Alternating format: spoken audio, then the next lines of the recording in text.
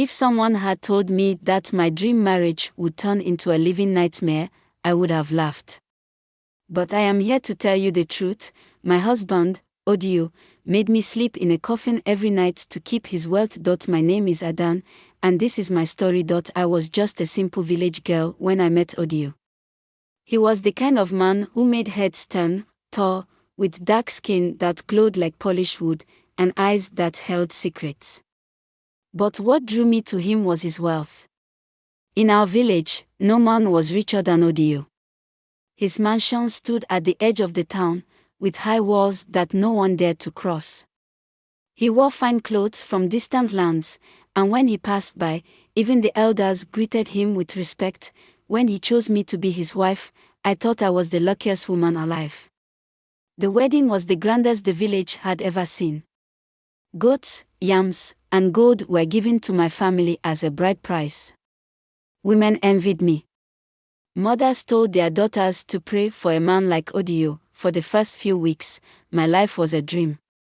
I had servants at my call, food in abundance, and clothes fit for a queen. Odio treated me well, always bringing me gifts and telling me how lucky I was to be his wife. But something was off. At night, Odio never slept beside me.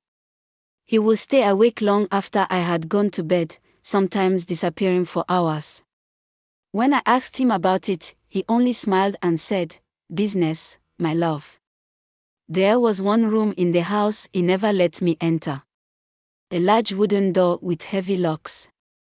The first time I tried to open it, a sharp voice from behind stopped me. "Never go in there." I turned to see Odio's eyes dark and serious. He had never spoken to me that way before.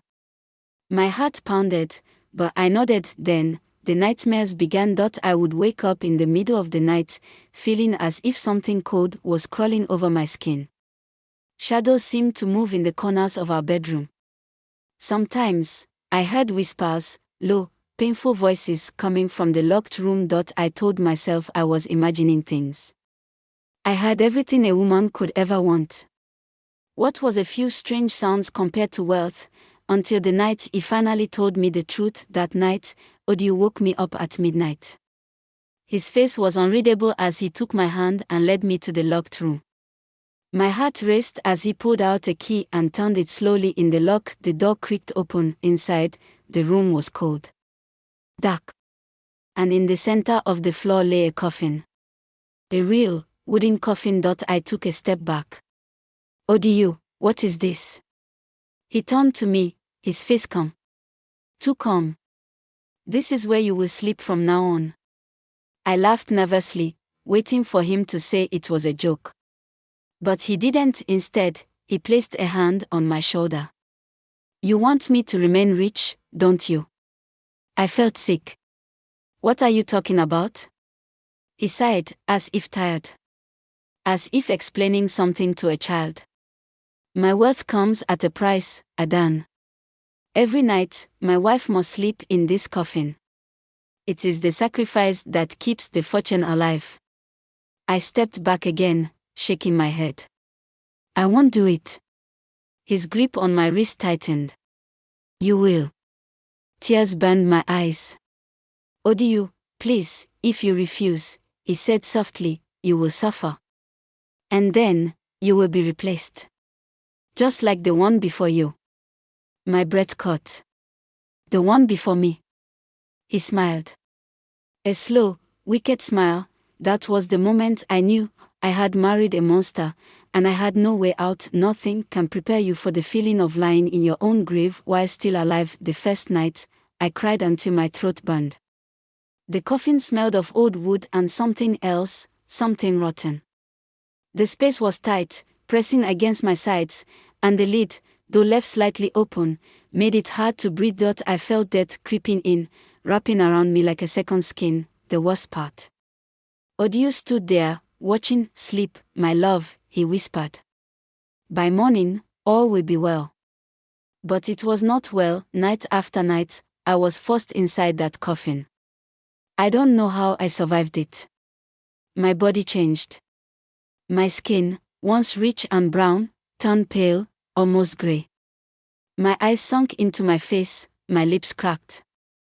I no longer looked like the beautiful bride Odiu had married, I looked like a corpse, and maybe that was the point. The whispers grew louder each night. Sometimes, I felt something cold brush against my skin inside the coffin, even though I was alone. Shadows moved where there was no light. I started to wonder, was I truly alone in that coffin? Or was something else there with me? Odiu acted as if nothing was wrong. During the day, he played the loving husband, offering me gifts and forcing me to smile in front of visitors. But at night, he dragged me back to the coffin, whispering the same words, "This is the price of wealth." One night, I refused. I begged him, tears streaming down my face, "Odiu, please. I'm dying." He only sighed, as if bored. "Do you think you're special, Adanne?" I froze. "You are not the first," he said. "And you will not be the last." The words hit me like a slap. I had suspected it, but hearing him say it out loud made my blood run cold. The wife before me, what happened to her? I looked into his eyes and saw nothing. No love. No warmth. Just emptiness. If I did not obey, I would disappear like the others. That night, as I lay inside the coffin, I made a decision: I would not end up like them. I began to pray. At first, my voice was weak, my spirit broken. But the more I whispered, the stronger I felt. I didn't care if Odiu heard me. I needed something, anything, to help me. I started watching him closely, looking for weaknesses. Then, one evening, as I sat outside staring at the sunset, an old servant named Mama Ik sat beside me. She had been in Odiu's house longer than anyone. She looked at me with pity.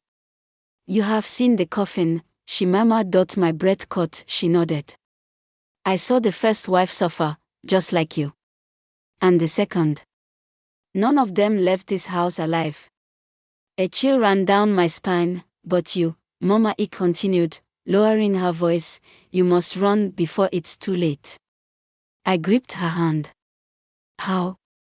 She looked around, then whispered, "When the time is right, I will help you." For the first time in months, hope flickered inside me. I was going to escape, and Odiu would never see it coming. That night, I refused to enter the coffin. I had made up my mind: I would rather die fighting than let Odiu bury me alive. He stared at me, his face unreadable. Then, with a slow, knowing smile, he whispered, "You think you can escape me?"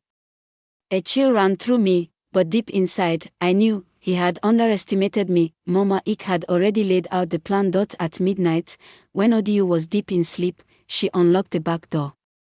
The path was clear. My heart pounded as I stepped outside, barefoot and shaking. The night air was thick with the scent of rain, the ground damp beneath my feet. I ran through the dark fields, past the silent trees, my breath ragged with fear. Behind me, I swore I heard whispers. The same whispers from the coffin.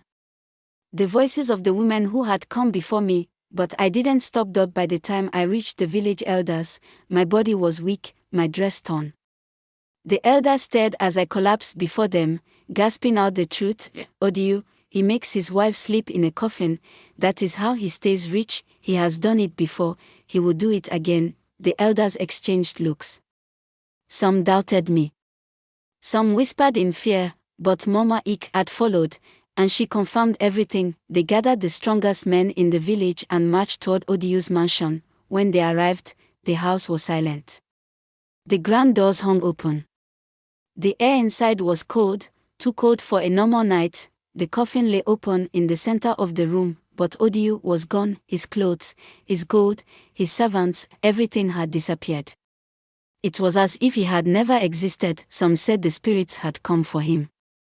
Others believed his time had run out, that the dark powers he served had taken him as payment. All I knew was that he was gone. And I was finally free. Days later, I stood before the young women of my village, my voice steady despite the pain I had endured. I was blinded by wealth, I told them. I thought riches meant happiness.